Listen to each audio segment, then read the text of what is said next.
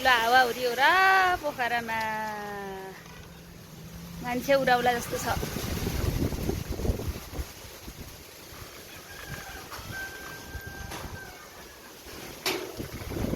उडाउला है उडाउला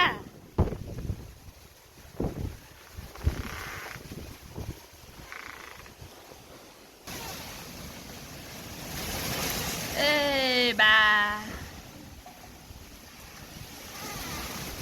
यस्तो हावा लाखा र